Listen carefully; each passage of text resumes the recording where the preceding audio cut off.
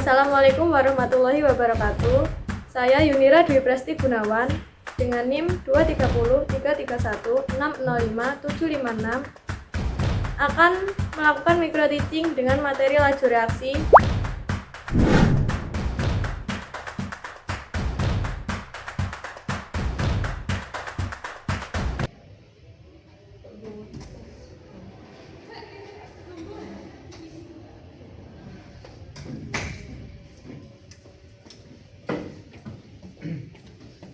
Selamat pagi anak-anak.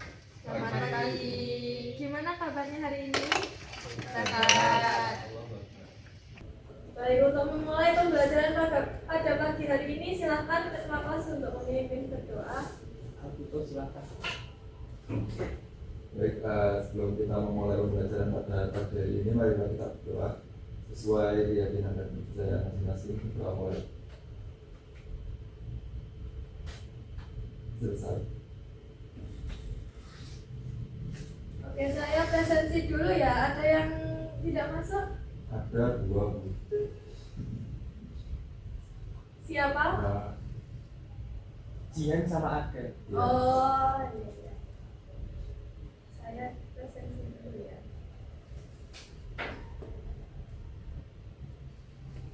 Aldino, Hadir Bu. Alvito, Hadir. Vina, hadir. Farida, hadir. Zilvi, hadir. Oke, jadi hari ini kita belajar tentang materi laju reaksi ya. Untuk LKPD-nya tadi udah saya kirimkan di grup kelas, silahkan dibuka. Kita bahas materi langsung dari situ aja. Sudah saya sediakan materi di situ. Jadi untuk tujuan pembelajaran dari pembelajaran pagi ini yaitu yang pertama menjelaskan pengertian laju reaksi dan teori tumbukan secara umum. Kemudian mengidentifikasi hubungan antara frekuensi tumbukan dan kecepatan reaksi kimia. Kemudian mengidentifikasi faktor yang mempengaruhi laju reaksi. Kemudian memberi contoh fenomena laju reaksi dalam kehidupan sehari-hari. Untuk materi yang kita pelajari nanti ada teori tumbukan, orde reaksi, bersama laju reaksi, faktor-faktor yang mempengaruhi laju reaksi. Ada 4, konsentrasi, luas permukaan, suhu, dan katalis. Nah, sebelum kita memulai pembelajaran ini, kita nonton video ini dulu. Imagine conducting every part of your research only on one platform. Meet Orion, your AI-powered research.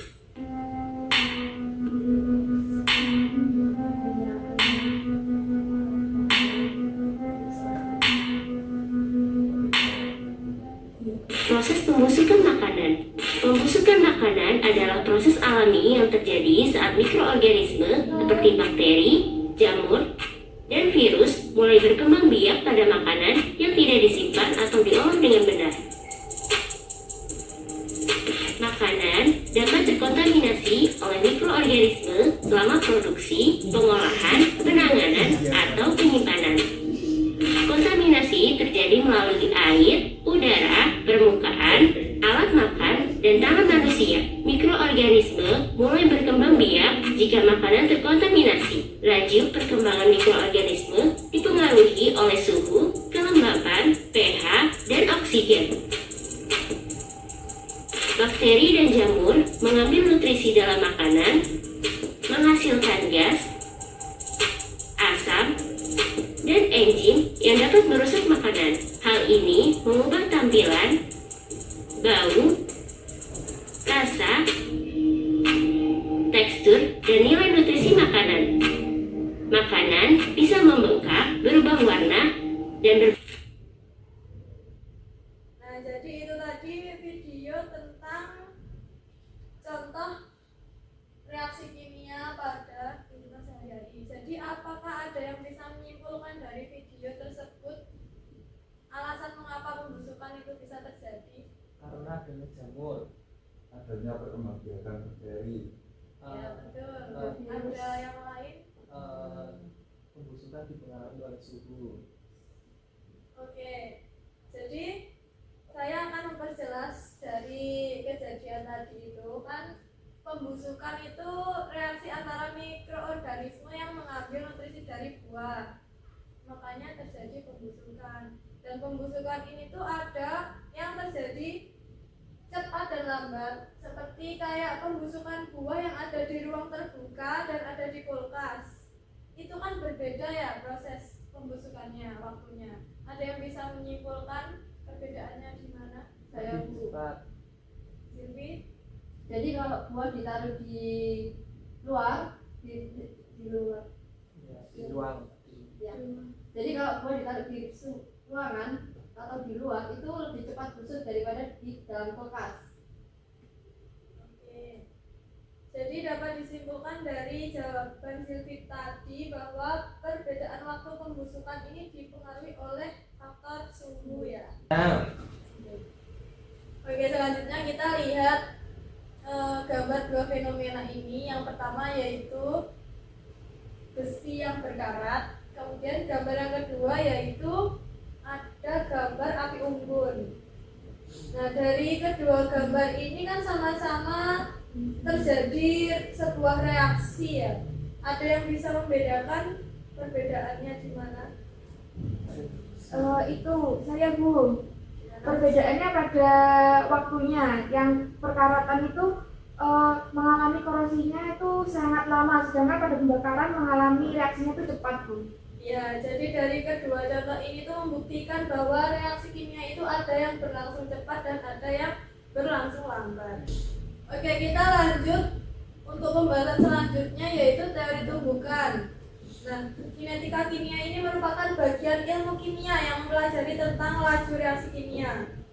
Yang menyebabkan reaksi kimia ada berlangsung cepat dan lambat itu berlangsung karena adanya tumbukan efektif antara partikel-partikel zat yang bereaksi. Nah, semakin banyak tumbukan ini terjadi, maka si reaksi ini akan semakin cepat dan energi kinetik ini akan sangat minimum yang dibutuhkan untuk dia itu bereaksi. Nah, energi minimum yang dibutuhkan ini disebut dengan energi aktivasi. Seperti itu. Untuk contohnya yaitu reaksi antara gas hidrogen dan gas klorin untuk membentuk gas HCl.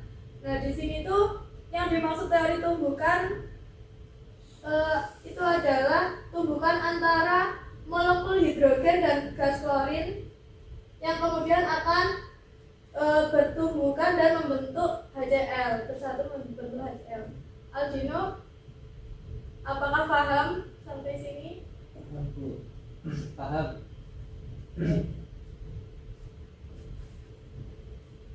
Kita lanjut untuk pembahasan laju reaksi ya. Nah, kemudian untuk laju ini merupakan perubahan jarak yang ditempuh setiap satuan waktu. Maksudnya itu laju reaksi ini tuh waktu yang dibutuhkan sebuah reaksi kimia untuk menghabiskan reaksi tersebut terjadi untuk membentuk sebuah produk. Nah, untuk laju reaksi ini dapat ditentukan melalui perubahan volume gas, pH, dan konsentrasi larutan.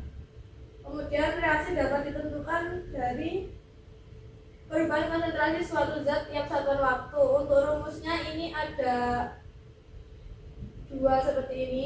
Sebenarnya ini satu, cuma bedanya ada di tanda negatif dan positif. Apakah ada yang bisa menjelaskan mengapa terdapat dua rumus di sini? Mungkin Alvito? Belum tahu Bu. Oke, jadi saya akan menjelaskan kenapa di sini untuk rumus menghitung laju pada konsentrasi zat A ini bernilai negatif dan menghitung laju pada konsentrasi zat B ini bernilai positif.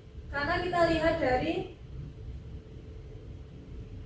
persamaan reaksi ini, di mana A ini kan letaknya pada reaktan ya. Reaktan merupakan zat yang akan direaksikan untuk membentuk produk baru. Jadi ketika si reaktan ini bereaksi, dia kan akan terus berkurang seiring berjalannya waktu untuk membentuk produk-produk baru yang ada di sini. Makanya pada reaktan ini dia bertanda negatif, menunjukkan bahwa selama berjalannya waktu, selama reaksi terjadi, dia ini akan terus berkurang terus membentuk produk baru. Nah, kebalikan dari pada zat produk di sini, dia bertanda positif karena pada produk di sini kan seiring berjalannya waktu nanti akan terus bertambah kan pembentukan dari reaktan-reaktan yang bereaksi tadi. Makanya di sini bertanda positif. Aldino, jangan tidur ya. Oke, ini untuk keterangannya tadi. V merupakan laju reaksi, satuannya M per S. Kemudian konsentrasi A, perubahan konsentrasi reaktan A, satuannya mol. Kemudian yang B juga sama. Untuk delta T, perubahan waktu. Oke, lanjut. Jadi untuk menghitung konsentrasi yang kita akan gunakan pada perhitungan di rumus yang ini tadi, kita perlu menghitung konsentrasi M ini dengan membagi mol zat yang akan kita cari ini dengan volume yang diketahui dalam soal nanti. Oke, kita lanjut pada persamaan reaksi dan order reaksi. Nah, untuk persamaan laju reaksi di sini yaitu seperti ini. Ini merupakan zat-zat reaktan dan ini merupakan zat-zat produk yang akan terbentuk. Terletak di ruas kiri dan ini di kanan.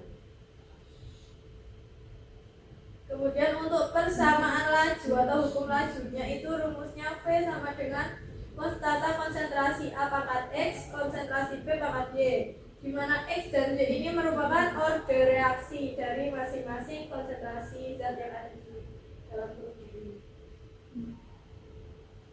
Ada yang ditanyakan dari rumus ini? Apakah paham semua? Oke, lanjut. Saya akan menjelaskan tentang apa itu order reaksi. Nah, order reaksi itu merupakan variabel yang menunjukkan pengaruh konsentrasi terhadap reaksi, terhadap laju reaksi nanti. Nah, ada 3 order reaksi 0, order reaksi 1, dan order reaksi 2. Nah, untuk order reaksi 0 ini menunjukkan bahwa laju reaksi ini tidak dipengaruhi oleh konsentrasi larutan. Jadi berapapun nanti pangkatnya di sini apabila ordernya berisi 0, maka dia nanti tidak akan mempengaruhi laju reaksi yang dihasilkan. Karena berapapun bilangan kan kalau dipangkatkan 0 hasilnya 1 kan. Jadi dia tidak akan mempengaruhi perhitungan apapun. Kemudian untuk order reaksi 1 menunjukkan bahwa laju reaksi berbanding lurus dengan konsentrasi. Nah, di sini tuh 1 ini dianggap berbanding lurus. Jadi apabila konsentrasinya semakin tinggi, maka order reaksi 1 ini akan mengikuti besarnya konsentrasi tadi. Makanya dia berbanding lurus dengan konsentrasi. Kemudian untuk order reaksi 2 menunjukkan bahwa reaksi ini merupakan pangkat 2 dari si konsentrasi reaksi ini. Jadi di sini nanti apabila ordernya 2 berarti ya konsentrasi A pangkat 2, apabila konsentrasi B pangkat order 2 berarti konsentrasi B pangkat 2. Nah, kemudian faktor-faktor yang mempengaruhi laju reaksi. Sebelumnya apakah ada yang dibingungkan dari beberapa rumus tadi? Belum. Oke. Kita lanjut membahas faktor-faktor yang mempengaruhi laju reaksi. Jadi laju reaksi ini dipengaruhi oleh beberapa faktor ya. Seperti yang tadi kalian ingat di awal tadi tentang perbedaan waktu pembusukan, kan ada yang cepat ada yang lambat. Itu pasti ada yang mempengaruhinya. Nah, faktor-faktor itu yang kita bahas hari ini ada 4. Yang pertama itu ada suhu, yang kedua ada konsentrasi, yang ketiga ada luas permukaan, yang keempat ada katalis. Nah, untuk faktor suhu ini, di mana kalian ingat bahwa prinsip kinetika kimia, di mana apabila reaksi kimia ini terjadi pada suhu yang tinggi, maka kinetika kimia ini kan akan semakin cepat, gerak-gerak partikelnya ini akan semakin cepat. Itu sama seperti pada laju reaksi, di mana ketika dia ini pada suhu yang tinggi, maka laju reaksi ini akan semakin cepat juga. Kemudian untuk faktor konsentrasi. Nah, faktor konsentrasi ini semakin tinggi konsentrasi zat yang akan direaksikan ini, dia akan semakin banyak, semakin cepat laju reaksinya. Karena akan semakin banyak partikel-partikel yang bertumbukan. Soalnya kan konsentrasinya semakin tinggi, jadi penyusun zat tersebut kan partikel-partikelnya semakin banyak ya. Oke. Kemudian untuk luas permukaan, di sini saya ingin kalian mengingat perbedaan kelarutannya pil redoxon. Ketika pil redoxon yang udah dihaluskan dan yang masih utuh dalam bentuk tablet, ketika dia dilarutkan di air, mana yang lebih cepat? Mungkin Pak Rida bisa menjawab.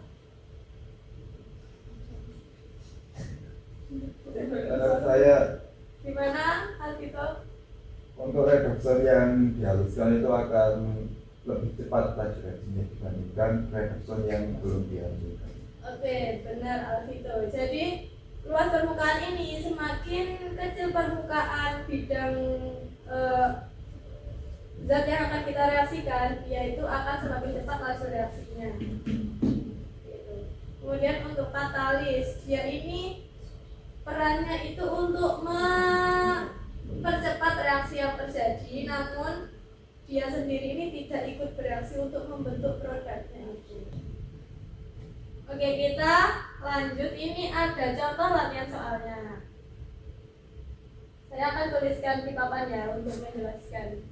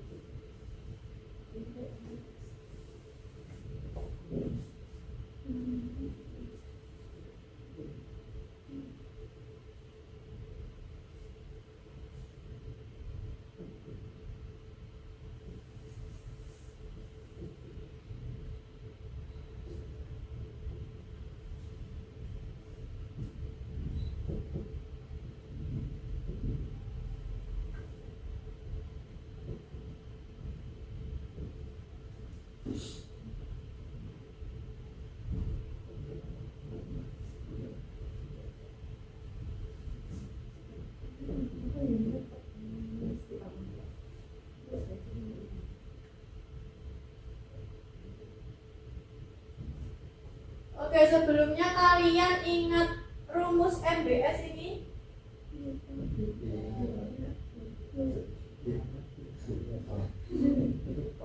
Sedikit lupa, sedikit ingat. Oke, jadi untuk M di sini tuh mula-mula.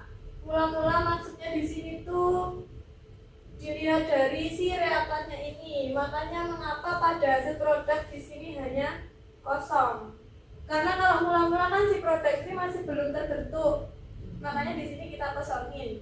Kemudian untuk yang B ini bereaksi, jadi dia tuh dari gas nitrogen nanti yang bereaksi sebesar 0,2 mol, kemudian dari gas hidrogen yang bereaksi 0,6 mol untuk membentuk 0,4 mol NH3. Paham dari sini?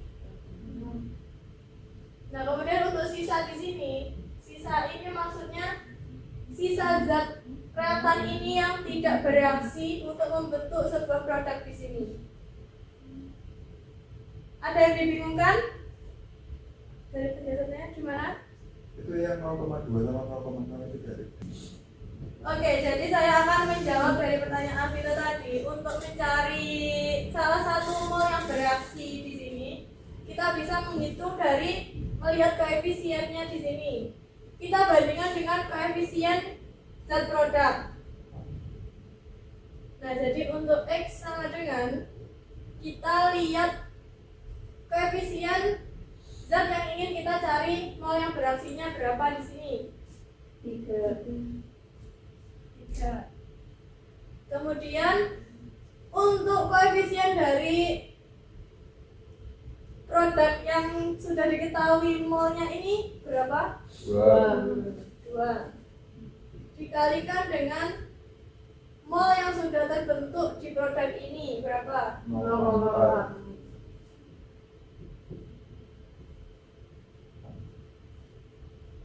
Ini bisa saya coret jadi 0,2, hasilnya 0,6.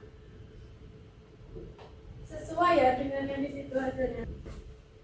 Oke, jadi sudah paham untuk perhitungan mol yang bereaksi di sini ya. Sekarang kita masuk untuk menghitung laju reaksi. Semisal kita disuruh menghitung laju reaksi pembentukan dari gas nitrogen. Kita tulis dulu rumusnya. Oh ya, kita diketahui dulu di sini ada volumenya diketahui 10 liter.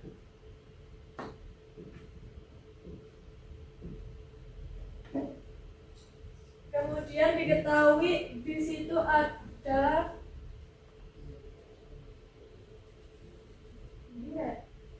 ini tulisannya nomor detik. 10 liter. Kemudian diketahui untuk waktu yang berlangsung selama 20 detik. Jadi kita di sini tulis langsung delta T. Berapa lamanya? 20 detik. Ditanya tadi laju reaksi dari zat nitrogen ya. Di sini rumusnya kita kasih minus, tapi di sini tidak ada. Yang benar ini ada minusnya karena dia ada di reaktan. Jadi ini sama rumusnya. Kemudian kita masukkan ke dalam rumus.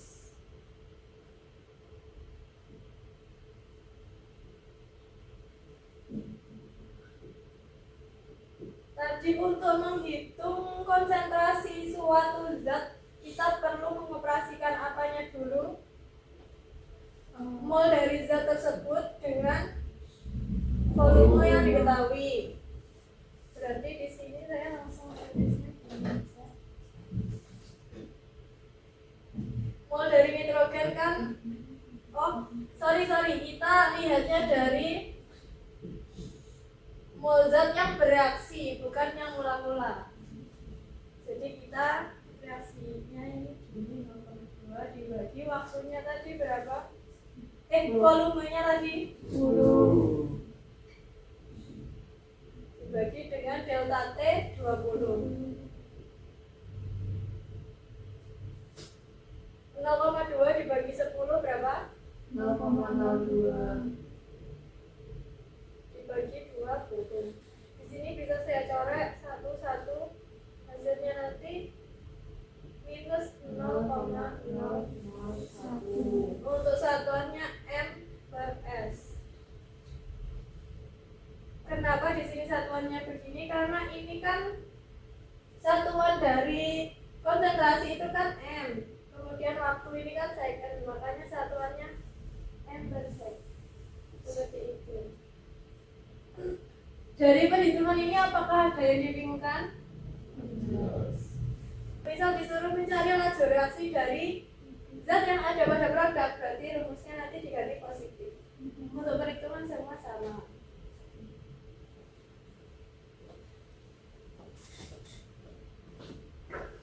Dan perlu diketahui bahwa reaksi ini ada 2 dua jenis, yaitu reaksi pembentukan dan pengurai. Kalau contoh itu tadi merupakan reaksi pembentukan. Kalau reaksi penguraian nanti dibalik. Jadi dia menguraikan dari bentuk yang udah produk diuraikan jadi bentuk zat-zat pembentuknya.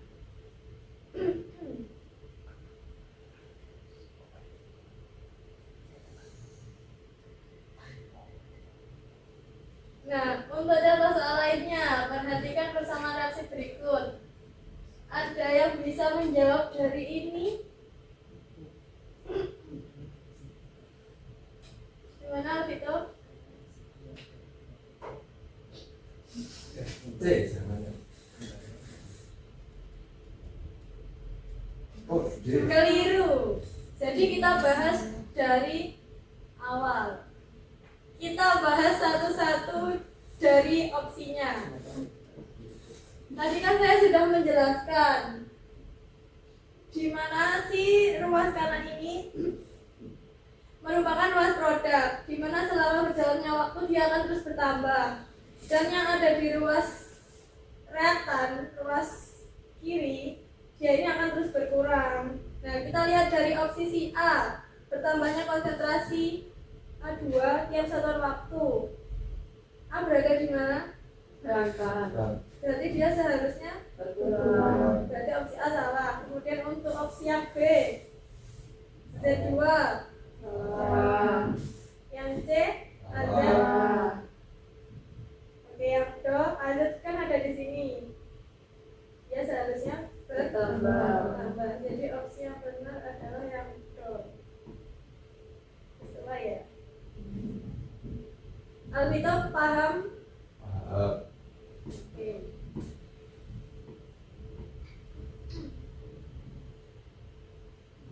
Nah, ini untuk contoh lain penentuan laju reaksi ketika disajikan sebuah data. Jadi nanti kita perlu mengoperasikan dulu di sini dari data yang dalam tabel ini, dari data yang akhir dikurangi data yang awal, seperti kayak konsentrasi H2 di sini. Ini delta H yang akhir ini kan 0,055 ini dikurangi awalnya kan 0. Jadi hasilnya seperti ini. Untuk waktunya juga sama, waktu akhir dikurangi waktu awal. Oke, kita lanjut lihat latihan soal selanjutnya. Nah, ini merupakan contoh reaksi penguraian, di mana dari 2N2O5 ini dia akan mengalami reaksi penguraian menjadi 2NO2 dan O2. Nah, NO2 di sini dan O2 ini merupakan zat-zat yang membentuk N2O5 kalau gini ya.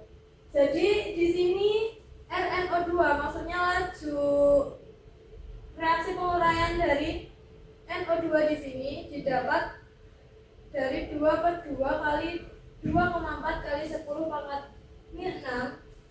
2 dan 2 di sini itu koefisiennya dari NO2 dan N2O5. Nah, untuk yang bawah ini koefisiennya dari N2O5, dan karena ini kan data laju reaksi penguraian dari N2O5 ini. Jadi data yang sudah diketahui, kita koefisiennya kita taruh bawah dan kita lakukan operasi perhitungan. Nanti ketemu hasilnya ini.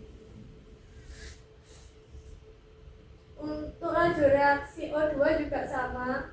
Koefisiennya O2 kan 1. Koefisiennya N2O5 2. Kemudian laju penguraian N2O5-nya 2,4 kali 10 pangkat 6.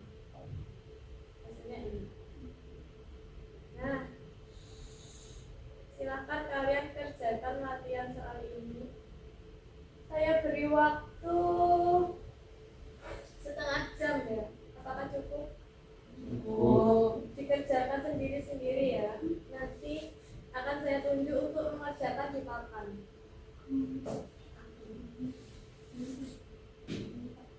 Tadi sudah saya kirim ini di grup WA kalian. Silahkan dibuka.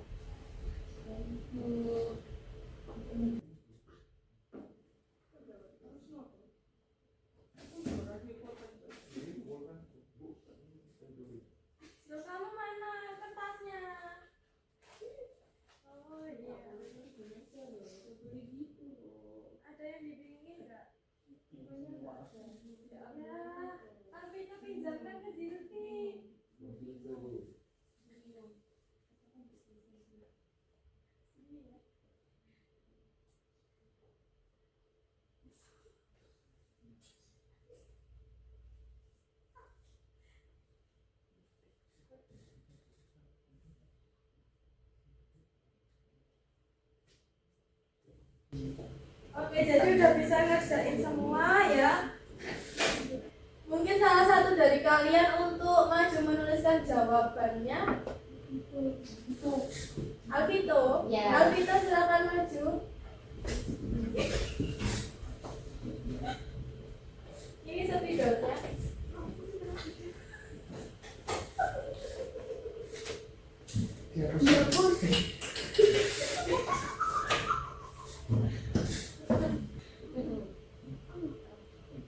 Lobster.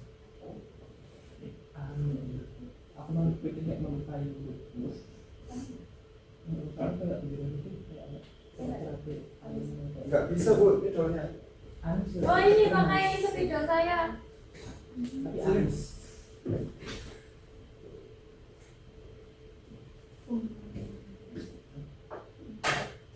Lobster mau nonton cara ya, caranya nggak mau lah. Bisa makan.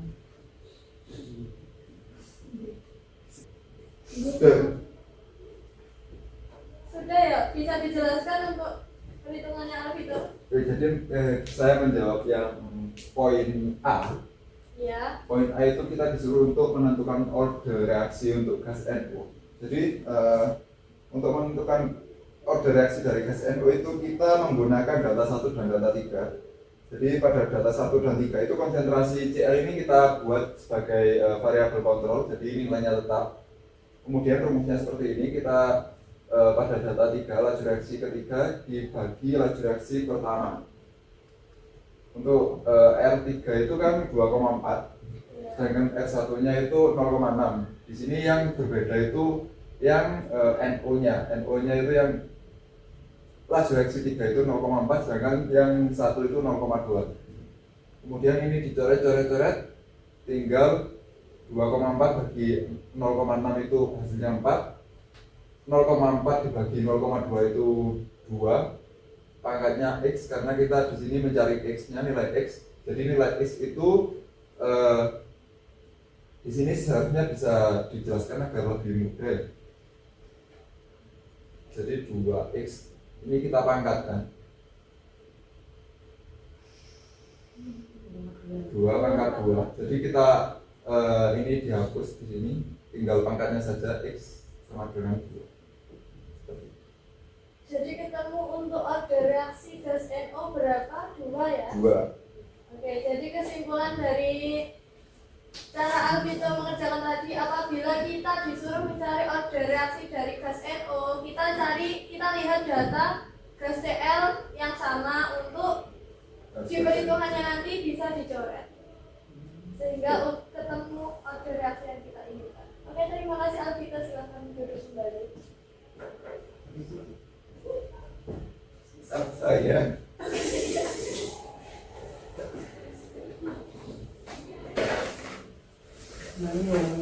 Oke, jadi benar ya tadi jawaban dari Alvito.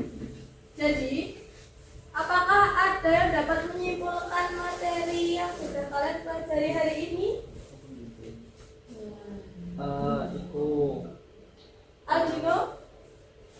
laju reaksi itu dipengaruhi oleh beberapa faktor. Ya, apa aja? Salah satunya suhu. Ya, ada suhu, ada luas permukaan, konsentrasi, dan katalis. Kemudian laju reaksi, tadi pengertiannya apa?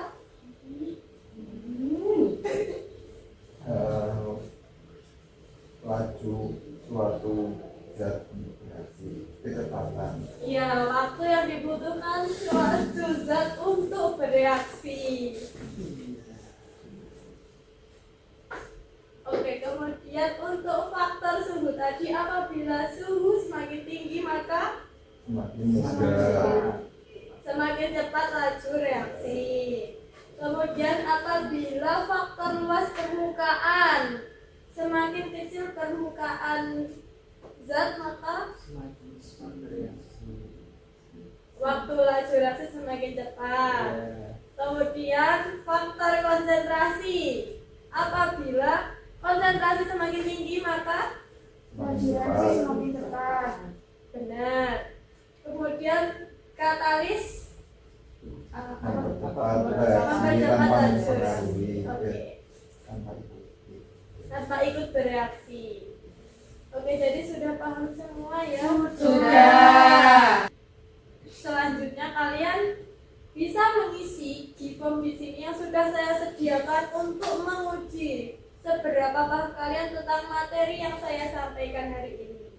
Silakan di-scan barcode-nya yang ada di proyektor.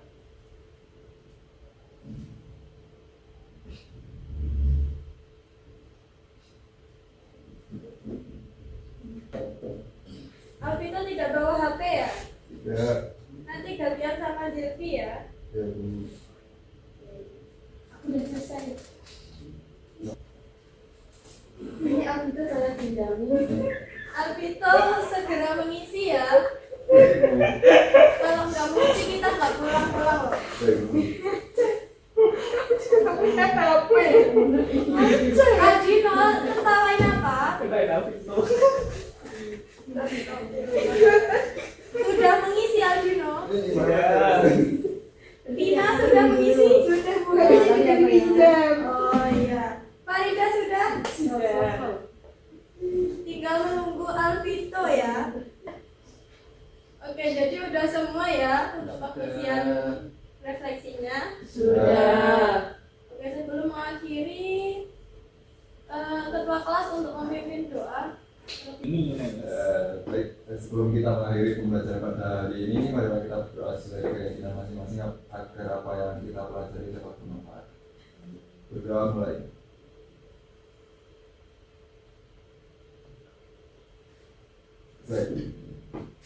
Baik, terima kasih Alvito. Baik, sekian untuk pertemuan pada siang hari ini. Ada kurang lebihnya mohon maaf. Wassalamualaikum warahmatullahi wabarakatuh. Waalaikumsalam.